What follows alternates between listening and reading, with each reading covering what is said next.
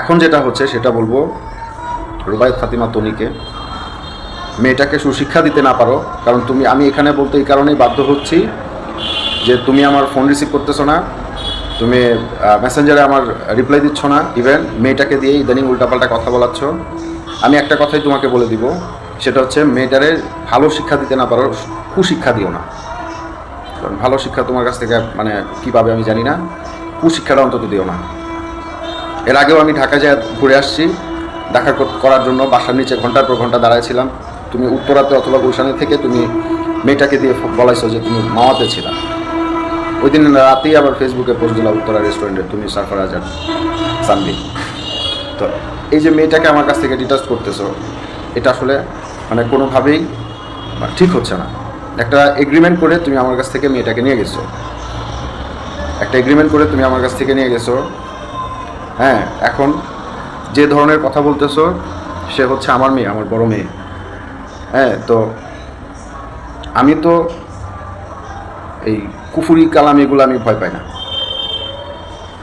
হ্যাঁ, ছোট মেয়েটার উপরে এই ধরনের কাজ করাটা আসলে খুব বাজে একটা ইয়া হয়েছে। কারণ গতকালকেও একজন কন্টেন্ট ক্রিয়েটর ওই যে মৌ সুলতানা বলতেছে তুমি নাকি ইদানিং গাড়ি দিয়ে করে এই তান্ত্রিক মান্ত্রিক নিয়ে ঘুরে বেড়াও। আর আমার কথা হচ্ছে তুমি যদি এগুলো নাই করো, মেয়েটাকে এক সপ্তাহের জন্য আমার কাছে দাও, এক সপ্তাহ আমার কাছে থাকুক।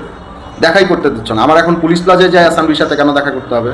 এত বছর যদি তোমার বাসার নিচ থেকে আমি আমার মেয়েটাকে নিয়ে আসতে পারি, ঢাকায় যদি তারা নিয়ে আমি ঘুরতে পারি, এখন আমার পুলিশ প্লাজায় কেন যেতে হবে? এর সদ উত্তর কিন্তু শান্তি দিচ্ছে না, তোমরা তো দিচ্ছই না। কারণ তোমরা যেভাবে ওরে শেখাচ্ছ সেটা তো আর সে বলবে না, কারণ ওই জায়গায় নাই, ওই জায়গায় সে নাই, ওই জায়গায় তোমরা রাখো নাই। তোমার এই তন্ত্রমন্ত্র সে ওই জায়গায় তারা রাখতে দেয় নাই। এবং আমার ফ্যামিলি ব্যাকগ্রাউন্ড সম্পর্কে তুমি খুব ভালো করে জানো। অন্তত আমার ফ্যামিলি ব্যাকগ্রাউন্ডের মধ্যে যদি আমার ফ্যামিলিতে 10টা আমার গোষ্ঠীতে যদি 10 জন মানুষ থাকে, এর মধ্যে যদি একজন থাকে আমার টাকা পয়সা নাই ঠিক আছে, কিন্তু অ্যাটলিস্ট আমার ব্যাকগ্রাউন্ড সম্পর্কে তুমি খুব ভালো করে জানো।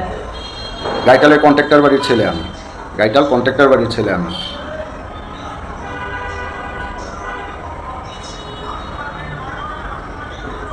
হ্যাঁ, অনেক নিজেরে আড়াল করে রাখছি, অনেক গোটায় রাখছি, কোনো প্রতিবাদ করি নাই। হ্যাঁ, এখন তুমি বলাচ্ছ মেয়েটারে দিয়া যে আমি ফেসবুকে তোমার নিয়ে পোস্ট করে ভাইরাল হতে চাই। আর ভাইরাল হইলে আমি আরও 8-10 বছর আগেই হইতে পারতাম। আমার এইগুলা করে মানুষের গালাগালি করে আজে বাজে কথা বইলা আমার এই ধরনের কোনো ধরনের অকারেন্স করে আমার ফেসবুকে ভাইরাল হওয়ার দরকার ছিল না।